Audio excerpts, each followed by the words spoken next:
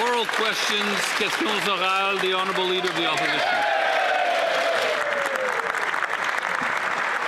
Banque Alimentaire Canada.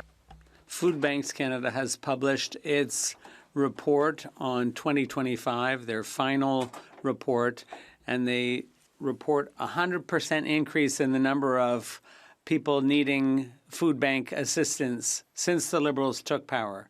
Last year, 39% experienced food insecurity, 53% skipped meals, 34% spent a whole day without eating, and 82% of households were not able to get enough food because of the Liberals' inflationist prices. How many more meals are Canadians going to miss because of this Prime Minister's upcoming budget? The Honourable Government House Leader. Food Banks Canada reports on 4 main factors to help solve the hunger problem in Canada. It's a lasting problem, and it requires a huge battle to overcome. There are people with disabilities, there's health, there's dental care, there's food school programs, and the National Housing Strategy. Those are all programs that they voted against that will help. And they've voted against every initiative we've undertaken to support the disadvantaged. The Honourable Opposition Leader. Food Banks Canada, I'll paraphrase what they said, that it took decades to get 1 million people in the lineup for a food bank, but only 5 years to get up to 2 million clients in the lineup. So after 10 years of Liberal rule, there are now 700,000 children using food banks. The Liberal programs just feed bureaucracy, not children. Are they going to force Canadians to sacrifice even more now?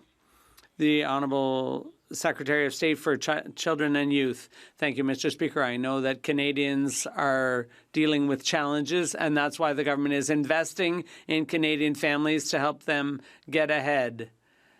Thanks to the school food program, which we are making permanent, we will alleviate some of the pressures on Canadian families, also through dental care, our child care program, and the Canada Child Benefit. These are essential measures to ease the pressure on Canadian families. The Honourable Leader of the Opposition. Released its report today, Hunger Count 2025. Showing the number of Canadians relying on a food bank has more than doubled since this Liberal government took office. It shows that 39% of the population experienced food insecurity, 82% did not have enough to eat, 34% went an entire day without eating, 53% missed a meal to afford something else, 28% went hungry at least once a week. Now the Prime Minister says Canadians will have to make even more sacrifices. How many meals will Canadians have to sacrifice for yet another costly Liberal budget? The Honourable Government House Leader.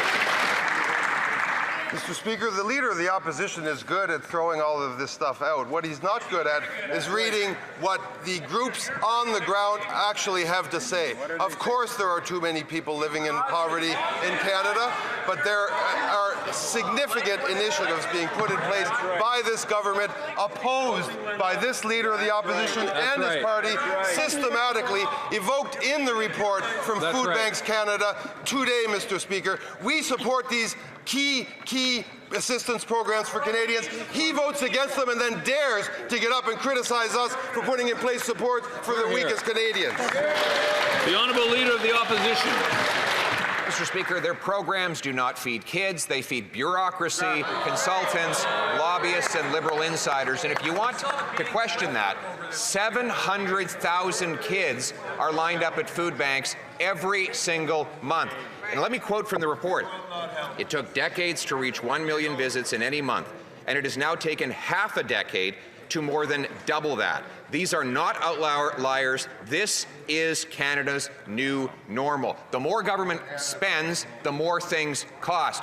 How many meals will Canadian kids have to sacrifice for yet another costly Liberal budget? The Honourable Secretary of State for Children and Youth. Thank you, Mr. Speaker. In fact, Canada's largest food bank in Toronto, the Daily Bread Food Bank, is asking that the National School Food Program be made permanent through legislation. And we are delivering this. They're asking because the program helps provide nutritious meals to 400,000 children at school. The Conservative Party voted against this. The members opposite will soon have an opportunity to do the right thing for their constituents and make school food permanent. We urge them to do so. The Honourable Leader of the Opposition. Speaker, these Liberal programs feed bureaucracy, lobbyists, consultants, and insiders, but they don't feed kids. Children cannot eat Liberal press releases or Liberal photo ops. Mothers cannot fill shopping carts with Liberal boasting. Canadians need food, and right now, after 10 years of this Liberal government, there's now 2.2 million Canadians lined up at food banks. 700,000 of them are kids, and a third are in families where they work, but their paychecks are vaporized by Liberal taxes and inflation. How many meals will Canadians have to sacrifice for the next costly Liberal? The Honourable Minister of Housing and Infrastructure. Thank you, Mr. Speaker. Well, the Leader of the Opposition seems to flat out ignore the fact that this government is focused on affordability. We are focused on affordable housing, which the reports outline as a critical driver for affordable food. We are taking action, Mr. Speaker. We look at the trajectory we are on right now. Mortgage rates are coming down. Average rents are coming down, according to the Parliamentary Budget Office. We're seeing progress, but we're not stopping there, Mr. Speaker. Build Canada Homes will be in this budget, $13 billion that this opposition can vote for affordable housing in. The Honourable Leader of the Opposition. Your focus is affordability? Mr. Speaker, here are the facts from the Hunger Count report. 78% of food banks had to buy more food than normal because they were running out and not collecting enough donations. 1/4 of food banks actually ran out of food while there are still people lined up waiting for something to eat. We now have nearly a third of Canadians who go hungry at least once a week. This sounds like something out of a Great Depression, and the Prime Minister has the audacity to say Canadians should sacrifice even more. How many meals will his costly budget force Canadians to sacrifice? The Honourable Minister of Jobs and Family. Mr. Speaker, I take it by the question of the Leader of the Official Opposition that he will support Budget 2025, where we make the school food program permanent, where we double down on jobs for young Canadians, where we invest in skills training for the skilled trades professionals of the future. Mr. Speaker, I just announced that in the budget, personal support workers will receive a tax credit of $1,100 a year. Mr. Speaker, we are putting money and support in the hands of Canadians, and that's why they trust us, Mr. Speaker. L'Honourable. The Honourable Member for Saint Jean. Mr. Speaker, just this past weekend, the government blamed the opposition, complaining that there was a lack of support to get the budget passed. But just a friendly reminder, the people elected a minority government. That means the people wanted the government to work with the opposition to come to agreements. The government can come to agreements with the Conservatives or with us or with independent members. So instead of complaining and threatening elections, when are they going to get down to work? The Honourable Government House Leader. Mr. Speaker, of all the criticisms you could make about this government not working, I think not getting down to work is one of the furthest fetched criticisms. Now, there are 44 Quebec members elected on this side of the House who are working pretty darn hard, Mr. Speaker, for their communities and for people in their ridings and to meet the real needs out there in Quebec. The Bloc, it seems to me, is a bit slow to realize this with their 22 members. Yes, the Bloc is a minority. L'Honourable Député de The Honourable Member for Saint Jean. Mr. Speaker, the Liberals don't even know what it means to work together for the common good. What they're saying is vote for our budget even though we have completely ignored Quebecers' needs. And then they're surprised when we tell them they need to get back to work. We're 1 week before November 4th. The Liberals are well aware of our demands around healthcare, seniors, housing, access to home ownership, infrastructure, and the reimbursement of the $800 million stolen from Quebecers. The real question is, do they want our support? L'honorable ministre. The Honourable Minister of Diversity and Canadian Culture. Thank you, Mr. Speaker, and I think I'll call for your assistance because we're having a lot of trouble understanding the Bloc's position. There was a meeting between the Prime Minister and the Bloc and the House Leader and the Finance Minister and myself, and they presented all their demands, and now they're saying they're not going to vote for the budget. So are they willing to negotiate? If so, we are too. But if they're not willing, you can't sit in the middle of two chairs like that. You can't have your cake and eat it too. The Honourable Member for Mirabel. Mr. Speaker, the Liberals met with party leaders about the budget when the budget had already been written. They didn't talk to Quebecers either. There were no pre-budget consultations. No witnesses were heard in committee. After a year and a half without a budget, the Liberals worked on their own without even meeting a single stakeholder from Quebec's socioeconomic communities. And then they're surprised when we tell them they're not meeting the needs of Quebecers. Mr. Speaker, the Liberals know what they need to do to get our support. The real question is, do they really want their budget to pass? The Honourable Government House Leader. Mr. Speaker, Canadians elected a new government 6 months ago. A government with a mandate to undertake major projects in Quebec and outside Quebec to work on the needs of our communities and to move ahead with projects that will create opportunities for our young people all across Quebec and Canada. Mr. Speaker, the question is, will the Bloc trigger an election at Christmas in 2025? Yes or no?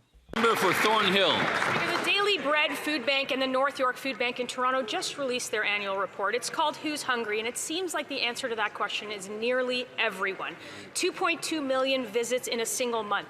It took decades to hit 1 million and only half a decade under these Liberals to double it to more than 2 million. They found that 82% of households report they didn't have enough food to eat in this year. The majority said it was because of the cost of living. Every dollar that the government spends simply drives up food prices. It's over 4 million visits in Toronto. How many more people do they want visiting next year? Yeah, way to go. The Honourable Secretary of State for Seniors. Mr. Speaker, this government has taken and continues to take real action that supports the people of Canada. We have instituted the National Food Program. We have instituted the Canadian Dental Care Program. We have instituted a number of things that help Canadians, whereas the Conservatives can't be trusted to help anyone. They use this as a speaking point instead of really caring about Canadians and whether or not they have the resources they need. These programs help seniors. They help seniors across the country and ensure that they have what they need to retire with dignity, where the Conservatives push the retirement age higher. The Honourable Member for Thornhill. Mr. Speaker, if any one of those programs worked, there wouldn't be over 700,000 kids in line at a food bank. Make food cheaper. Instead, they doubled the deficit and they sent food bank usage up 360% in 5 years in Toronto. Students make up a quarter of those visits to food bank, and just last week, the Prime Minister lectured them all about making sacrifices. Well, they've already sacrificed home ownership, they've sacrificed good-paying jobs, and now he's asking them to sacrifice food. What will it take for the Prime Minister to make them, or what sacrifices will they need to make to stop this Prime Minister from his out-of-control spending? The Honourable Secretary of State for Children and Youth. Thank you, Mr. Speaker. The report invoked also clearly states that to tackle these challenges, we need to strengthen supports to families. It specifically mentions delivering school food, dental care, childcare, and affordable housing at scale. Conservative MPs have voted against each of these measures. In fact, Conservative MP for Central Newfoundland called the National School Food Program garbage, even though it's already feeding 4,000 kids in his home province. We are focused on solutions and on delivering for Canadian families. Honourable Member for Hastings, Lennox and Addington, Tyendinaga. Food banks were meant for emergencies, not everyday survival. Yet more Canadians rely on them each month just to eat. Families are working harder but falling further behind as groceries soar and paychecks shrink. This isn't about generosity, Mr. Speaker, it's about failure. Right. As Food Banks Canada CEO Kristen Beardsley warns, there were 2.2 million food bank visits in a single month.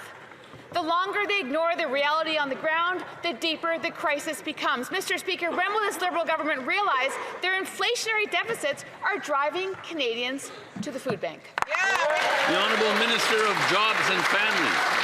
Mr. Speaker, I assume the Member of Parliament opposite was listening to my colleague when she was quoting Canada Food Banks about what needs to happen next, which is making the school nutrition program permanent, Mr. Speaker, investing in affordable houses, Mr. Speaker, ensuring that people have the supports that they need to live a comfortable life, Mr. Speaker, including affordable child care and dental care. And, Mr. Speaker, that's what we're going to do, and we sure hope they don't vote against Canadians again. The Honourable Member for Hastings, Lennox and Addington, Tyendinaga.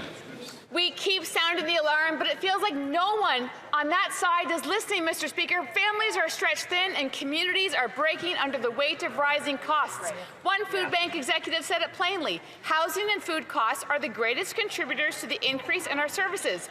Costs for basic living continues to rise while the money coming in does not. When will this government finally hear the voices of Canadians and stop letting hidden taxes, packaging taxes, and the industrial carbon tax drive families to the food bank? The Honourable Minister of Housing and Infrastructure.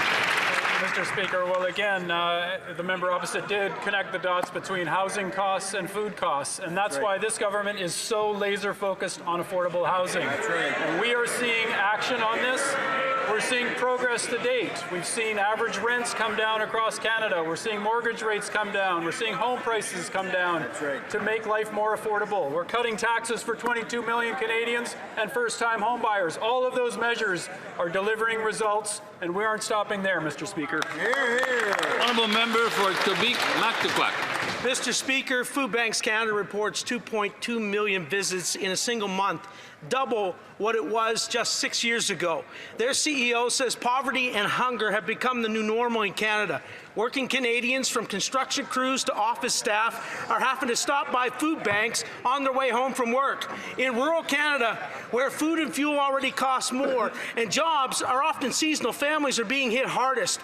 When will the Prime Minister admit his inflationary deficits are driving Canadians to food banks instead of grocery stores and change course? The Honourable Secretary of State for Financial Institutions. Mr. Speaker, it's hard to listen to the party opposite talk about affordability when they voted against every single affordability measure this government has put forward. Whether it's the Canada Child Benefit, whether it's daycare, whether it's the school food program, which is not garbage, whether it's housing. Mr. Speaker, we're focused on making affordability for Canadians. We're cutting taxes for 22 million Canadians. We're cutting the GST for first-time homebuyers. Mr. Speaker, on this side of the House, we believe in supporting the most vulnerable in our society. They don't. Thank you, Mr. Speaker. The Honourable Member for Mégantic-L'Érable-Lotbinière. Montreal is going hungry. That's what La Presse says. It's a gloomy picture of the state of finances of Canadian families after 10 years of Liberal rule. 600,000 people in Quebec depend on food banks, and all across Canada, it's over 2 million people per month using food banks. The trend accelerated after 10 years of inflationary Liberal spending. 33% are children. It's almost 2 times as many. Is the Prime Minister going to call on Canadians to make even more sacrifices? The Honourable Minister.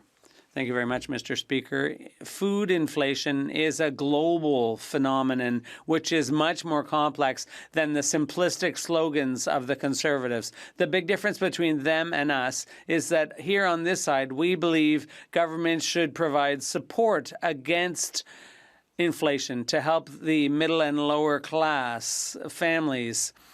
That's what we're doing with our school food program, with dental care, with child care. And this is going to make a significant difference in the lives of Quebecers. The Conservatives, last week, one of them said it was garbage. That's the difference between Conservatives and Liberals. The Honourable Member for Mégantic-L'Érable-Lotbinière. Mr. Speaker, that government claims that they're supporting against inflation, but they're actually creating inflation. And that's why Food Banks Canada's final report for 2025 says that this has become the new normal in Canada, to go to the food bank under this Liberal government. 25% of users have jobs, 8% are seniors, 23% are dual-parent families. What's the Prime Minister waiting for? When's he going to stop the inflationary spending that's pushing more and more Canadians to the food banks? The Honourable Parliamentary Secretary. Thank you very much, Mr. Speaker. This report clearly indicates that in order to meet the challenge, we need to strengthen our supports to families, and the Conservatives have opposed every step we've taken to support Canadian families. And in fact, the Conservative member called the program, the food school program, called it garbage. One Conservative member said that. And we, even though Food Banks is calling for us to make it permanent, which we will do, we will continue to support Canadian families. The Honourable Member for Jonquière. Mr. Speaker, on Saturday, Donald Trump announced an additional 10% tariff for our forestry industry. That's in addition to the 10% we've already been paying since October 14th, and 35% countervailing duties that already existed. So that's 55% in tariffs and duties. It's clear Washington wants to crush our industry. We need a rescue plan, including financial support and wage supports to protect jobs. And we need that now. 55%, Mr. Speaker. What more is it going to take for this government to act? The Honourable Minister responsible for Canada-US trade. Mr. Speaker, obviously the government is still open to resuming our trade talks with the Americans, but our colleague referred to certain increases, potential increases to tariffs. I think we need to be careful. Before that's made official, we shouldn't jump to the conclusion that a certain amount of tariffs will be imposed. But we do fully share the members' concern about the future for workers and for the forestry industry. As we are also concerned about other industries, we will continue to support those workers and industries. The Honourable Member for Jonquière. Mr. Speaker, talk is one thing, action is another. The forestry was already at a breaking point before the announcement of new tariffs on Saturday. It's the hardest hit industry by Washington, and yet the financial aid announced by the Liberals in August has still not flowed. Almost 3 months later, there are still no wage supports to protect jobs. There's still no rescue plan. Canada has even cut back on measures to boost access to EI. Mr. Speaker, the crisis isn't over. It's only getting worse. When will the Liberals take action to help our forestry industry? The Honourable Minister of Industry. Mr. Speaker, we are activated. We're willing to work with my colleague, who I know has a number of forestry companies in his riding. Financial support is available through the banks, and it's guaranteed by BDC. The system is working, and some benefits have already been paid out. So we are in solutions mode. That said, we know there's more to be done, and we know we have to support the industry and the workers, and we will.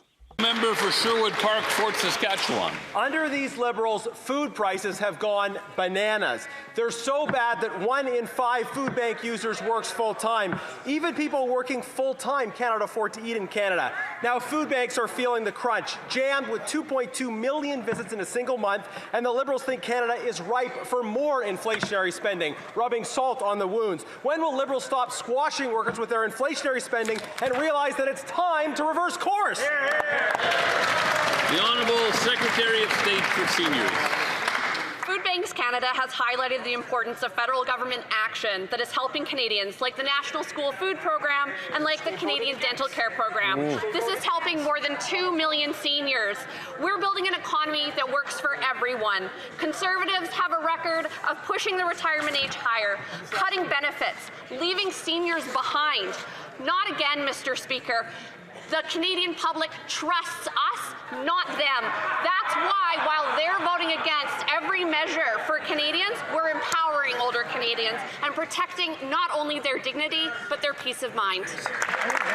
The honourable member for Sherwood Park, Fort Saskatchewan. Mr. Speaker, these Liberals love to talk about political food programs instead of affordable food. That was the question.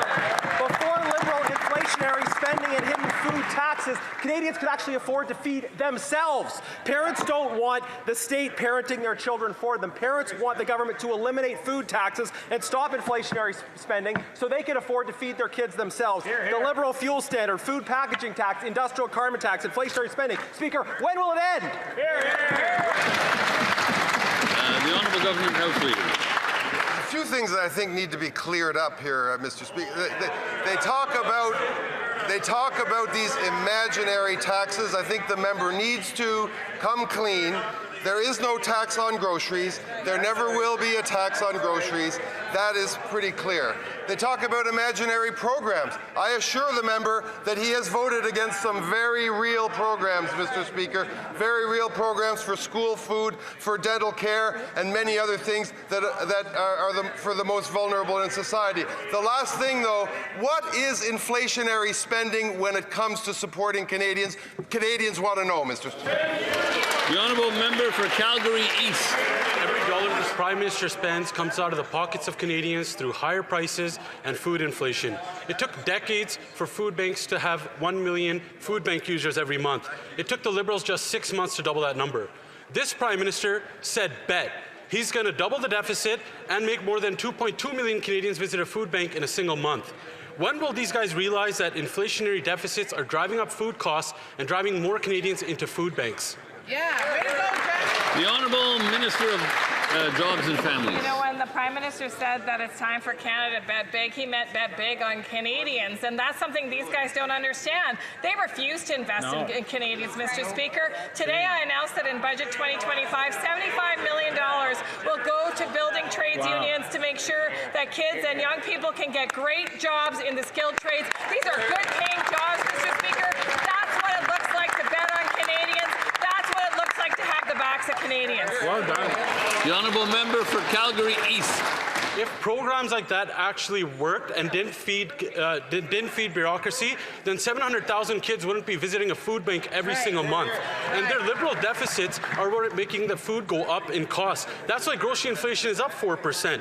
People who used to donate and that used to volunteer at food banks are now standing in line for food at those food banks. Why won't these Liberals stop feeding their egos, stop feeding their bloated bureaucracy, so Canadians can finally afford to feed themselves? The Honourable Minister of Jobs and Families.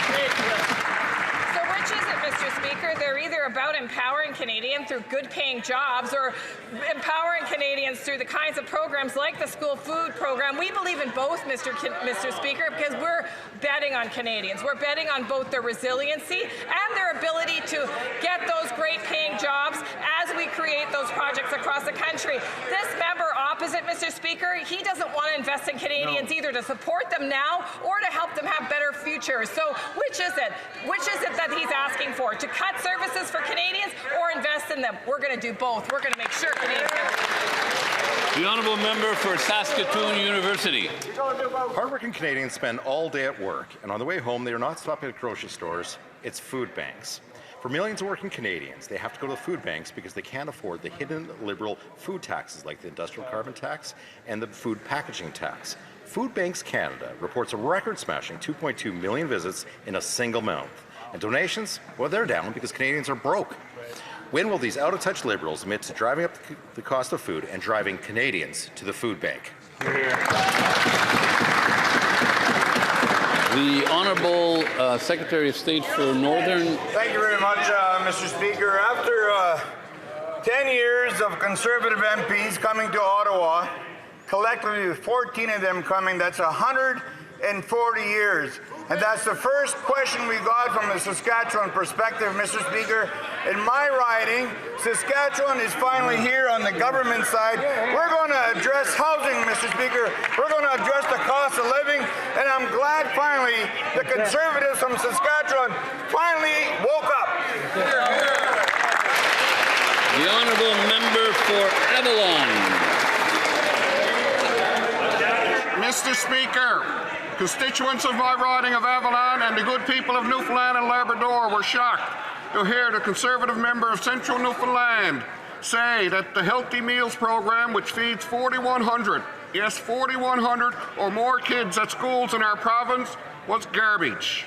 In reality, hundreds of thousands of additional children are being fed at schools across Canada thanks to this government. But I guess it is easier to say you're going to cut a program if you try to make yourself believe that it doesn't exist. Can the Secretary of State please inform my constituents how the National Food The Honourable Secretary of State for Children and Youth. Thank you, Mr. Speaker, and I'd like to thank my colleague from Avalon for his question. In fact, Sarah from Central Newfoundland reached out to tell me about the National School Food Program at their school after her members' comments last week. And I quote, she said, "It's wonderful. More students are getting healthy lunches." And the lunch lady went from part-time to full-time. Plus, they hired 2 nans as part-time. Employment in his area. Mr. Speaker, there are countless examples like this across Canada of kids getting meals thanks to the National School Food Program. We will always be there for Canadian families. The honourable member for Fort McMurray, Cold Lake. Children are going hungry in Canada due to Liberal mismanagement. Every dollar this Liberal Prime Minister spends comes out of the pockets of Canadian families through higher prices and food inflation. 1/3 of Canadian children now live in a food-insecure household. Food Banks Canada reports record-breaking food bank use with 2.2 million visits in a single month, and over 700,000 of those visits are children. When will the Liberals realize that their inflationary deficits are driving up the cost of food banks and driving Canadian children to the food bank? The Honourable Secretary of State. Thank you, Mr. Speaker. On this side of the House, we are committed to growing the strongest economy in the G7 and protecting and strengthening the supports that help Canadian families. The report that is being highlighted here, again, I would say that the relief that families get through the school food program, dental care, child care, these are all things that report cites as critical to addressing the challenges that Canadians are facing right now. This government will always stand with Canadian families. Thank you, Mr. Speaker. The honourable member for Fort McMurray, Cold Lake.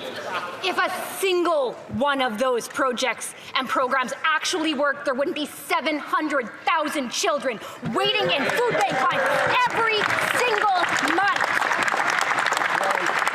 This is not okay. And yet somehow the Liberals have normalized this. 9 out of 10 kids aren't even fed by the school food program, Mr. Speaker. When will the Liberals realize their inflationary deficits and hidden food taxes are making food more expensive and driving Canadian children to food banks? The Honourable Secretary of State. Thank you, Mr. Speaker. No child in this country should go to school hungry. This is why our government brought forward the National School Food Program, and that is why this new government has committed to making this program permanent and introducing legislation to do so, as well as the funding necessary to ensure this program continues in perpetuity. This is an essential piece of tackling the challenges that Canadian families are facing. We are proud of this program. Thank you, Mr. Speaker. The honourable member for Battleford, Lloydminster, Meadow Lake. Mr. Speaker, every dollar the Prime Minister spends comes out of the pockets of Canadians through higher prices and food inflation. Food Banks Canada is reporting 2.2 million visits in a single month. This is double what it was just 6 years ago. Even more alarming, 1 in 3 of those visits is by a child. Their CEO says parents are stopping in at the food bank on the way home from work, not the grocery store. When will this Prime Minister finally admit his inflationary spending and deficits are driving parents to the food banks? The Honourable Parliamentary Secretary to the Minister of Finance. Mr. Speaker, years ago, Food Secure Canada did an analysis of all the issues in the food system. Do you know what issue was the most popular among Canadians? Feeding kids. It's instinctual for any parent, but the desire to feed kids extends almost universally to all Canadians, except when it comes to the Conservatives. They've taken the most unpopular position. They actually oppose a national school food program. Their usual excuse is to claim that there's no food in the food program, but last week they actually had the gall to call the food program garbage. Who does that? Who says that, Mr. Speaker? The Honourable Member for Battleford, Lloydminster, Meadow Lake. Well, Mr. Speaker, if these programs actually fed the children that the Liberals are claiming they feed, there wouldn't be 750,000 plus children lined up at the food banks every month.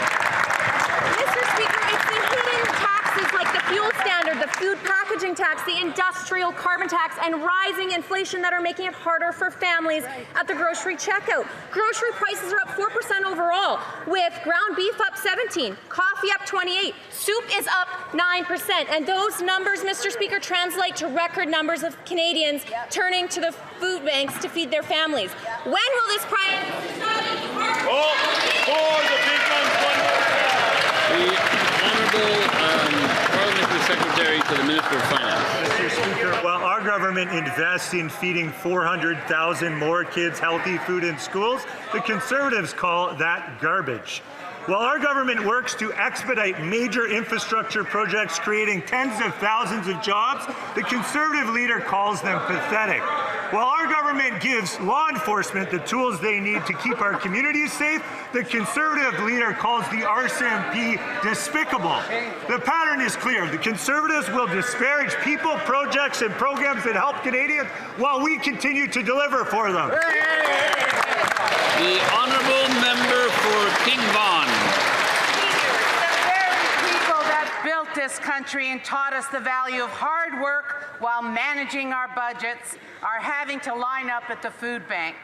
Food Banks Canada reports that almost 10% of food bank users are seniors, up 22% from 2019.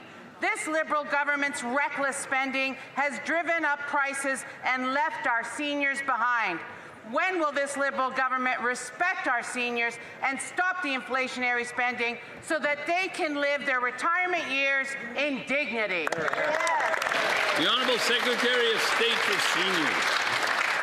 This government is the only party in this House that can be trusted to have seniors' backs.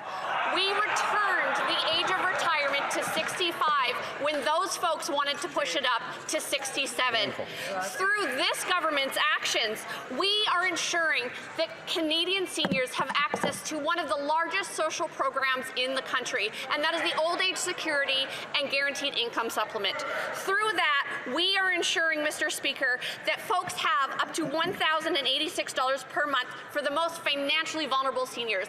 It is things like this that ensure seniors have... The Honourable Member for Markham Unionville. Mr. Speaker, every dollar the Prime Minister spends comes out of the pockets of Canadians through higher prices and through food inflation. Monthly visits to food banks have doubled since 2019, with 2.2 million visits per month. Nearly 10% of food bank users are now seniors. This is up 22%. This reliance on food banks has to become an ongoing necessity to survive. Mr. Speaker, when will the Liberals realize that their inflationary deficits are driving up the cost of food and driving Canadians to the food bank? The Honourable Minister of Jobs and Families. Speaker, I think we've covered quite a bit in this question period, but let me remind the opposition that today I was with the SEIU, who represents personal support workers across this country. These incredible, hardworking people who support our family members, our seniors every day under Budget 2025. It proposes that they will receive a tax credit, a non-refundable tax credit worth $1,100 a year, Mr. Speaker. The union fought for this. They asked for this. Promise made, promise kept, Mr. Speaker. And I'll end with this. This is money in the pockets of these workers. I sure hope they're going to support the budget. The Honourable Member for Richmond North Athabasca. Thank you, Mr. Speaker. Mr. Speaker, this morning, a baby abandoned in a bus shelter died. It's undescribably sad, and I'm sure that all of my colleagues here in this House join me in hoping that that baby rests in peace. How much must somebody suffer to come to that situation? People are suffering. People are having a hard time getting housing. People are having a hard time getting food. People are losing their jobs. Canadians are suffering, Mr. Speaker. Are the Liberals aware of the consequences of their poor management? The Honourable Minister of Government Transformation. Thank you, Mr. Speaker. Mr. Speaker, I think I speak on behalf of all colleagues when we send our sympathy to this tragedy which has affected all of Quebec right now, and we send our sympathy to the family. The Honourable Member for Richmond North Athabasca. Mr. Speaker, these are facts. This child had a family, and we need to fight, Mr. Speaker. We are talking about our people. We're talking about people in my riding of Richmond North Athabasca. Use of the food bank has gone up. People created an organization to put food in our kids' lunch boxes. What are the Liberals going to do to help our people eat and feed our children? The Honourable Parliamentary Secretary of State for Children and Youth. Thank you, Mr. Speaker. Mr. Speaker, it's clear that we have a national food program for schools to help kids and to help Canadians meet their challenges. What I have to say is that you'll have the opportunity to support the budget for that program, and I would encourage all members to support the National Food School Program. The Honourable Member for Chicoutimi-Le-Fjord. Mr. Speaker, food banks in Canada have reported a record number of 2.2 million visits in just 1 month. The CEO of Food Banks Canada said, and I quote, "Poverty and hunger have been normalized in Canada. People are stopping at food banks on their way home from work instead of going to the grocery store. Inflationary deficits are increasing the cost of food. Why does the Prime Minister continue to spend more without worrying about people who have nothing to eat?" The Honourable Minister of Government Transformation. Mr. Speaker, I'm always surprised to hear these questions from a party that was ready to sacrifice all kinds of programs that Quebecers and Canadians depend on every day. If we think, for example, about the Canada Child Benefit, the Dental Care Program, the School Food Program, and Mr. Speaker, I would invite him to come to my riding, speak to people from the Saint Vincent de Paul, talk to people at the United Way, and tell them that it's just bureaucracy that's never helped anybody. I think they need to reconnect with reality on the other side of the House. The Honourable Member for Bourassa. Thank you very much, Mr. Speaker. Our government has always been there to help our healthcare workers. These men and women are devoted, and they take care of our loved ones and our seniors every day. My question is for the Minister of Health, Mr. Speaker. Can the Minister please explain how the measures newly announced today, including the tax credit for personal support workers and new support for union training, will help strengthen our healthcare system and better support those who work in it? Thank you, Mr. Speaker. The Honourable Minister of Health. Thank you, Mr. Speaker. I'd like to thank my colleague for his question. Our new government is recognizing, training, and retaining those who take care of Canadians every single day. Our new refundable tax credit for personal support workers reaches up to $1,100 per person, recognizes their incredible work. We are protecting workers by eliminating non-competition clauses in the federal sector. We will continue to support the healthcare workers who support Canadians. Honourable member for Kenora Kiiwetinoong. The Prime Minister told a room full of students that they're going to have to make sacrifices. They've already given up their dream of home ownership. They went all summer without work, and they are paying the price of exploding food costs, Mr. Speaker.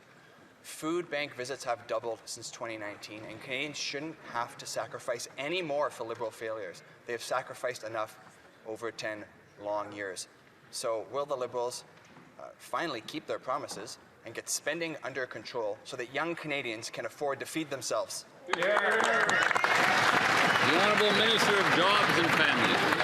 Mr. Speaker, today I announced another $75 million into skilled trades training in partnership with unions across this country. And you know why, Mr. Speaker? Because Red Seal trades are great paying jobs, and we need individuals all across this country to build the homes, to build the projects, to build the infrastructure. And Mr. Speaker, we know that unions can get the job done. And these great paying jobs, Mr. Speaker, is what youth have to look forward to as we build Canada strong together. The Honourable Member for London Fanshawe. Mr. Speaker, the Prime Minister told a room full of students that they're going to have to make sacrifices. This includes students at Fanshawe College in London. But young Canadians have already sacrificed enough for over 10 long years. That's right. Yeah. They've sacrificed the dream of home ownership. They've paid the price as food costs exploded. They've spent the summer without work. Food Banks Canada reported that monthly food bank visits have doubled since 2019, reaching over 2.2 million. Nearly 1 in 5 people using food banks have jobs, but they still cannot make ends meet. Their CEO warned that poverty and hunger are being normalized in Canada. When will the Liberals stop breaking promises so hungry Canadians can afford to feed themselves? Hear, hear. The Honourable Secretary of State for Financial Institutions. Mr. Speaker, while the party opposite leader and that party are clearly out of control, we're focused on this side about what we can control. And we are going to make generational investments to change our economy from reliance to resilience. On November 4th, Mr. Speaker, we're going to table a budget that is going to invest in Canada. We're going to build Canada because we believe in Canada, Mr. Speaker. Thank you. The Honourable Member for Terra Nova, the Peninsulas. Mr. Speaker, food bank usage has doubled in the past 6 years, now with over 2 million usages per month. 1 in 5 of those people are actually employed. Even more alarming is that 1 in 4 of those food bank users are from 2-parent households. Young people in this country are doing everything right, and they still can't live because of this liberal inflation. Instead of asking young Canadians to make more sacrifices, why can't this Liberal government sacrifice their ego and stop their inflationary budgets? The Honourable Minister of Fisheries and Oceans. Mr. Speaker, I want to remind another colleague from Newfoundland and Labrador in the opposition that school nutrition programs is important to our province. We were the first to sign on for this program because it matters. The Conservatives voted against it. One Conservative called it garbage. It does feed children, it matters, and I'm asking this member, are they going to vote with us when the time comes? The Honourable Member for Brampton Centre. Mr. Speaker, Canadians depend on personal support workers every day, whether they're in long-term care homes, retirement residences, or community settings. These workers deserve fair recognition for the critical care they provide. Can the Minister update this House on how Budget 2025 will help strengthen the PSW workforce and ensure they're supported and rewarded for their vital contributions? Honourable Minister of Jobs and Families. Mr. Speaker, this morning I was at Extendicare with a number of personal support workers as we announced this measure of support for the very workers that care for our loved ones. And Kelly, one of the support workers, said, you know, people talk all the time about the importance of the work, but this is the first time we've ever felt like someone's doing something for us. And so, Mr. Speaker, I'm just so thrilled to say that we will be supporting personal support workers with a refundable tax credit of $1,100 a year. And Mr. Speaker, what's more is we'll make sure that those workers are not just feeling supported, but are supported in the workplace. The honourable member for Louis Saint Laurent, Akiawenlak. Mr. Speaker, you know, we thought we'd seen everything at the CRA, but yesterday, Radio-Canada and Danielle Leblanc told us that the CRA had given money to a business that had asked for money back, and it wasn't verified by workers. Do you know how much money was sent out? $4.99 million. Almost $5 million, Mr. Speaker. And do you know who realized that? Well, not the CRA. It was TD Bank, Mr. Speaker.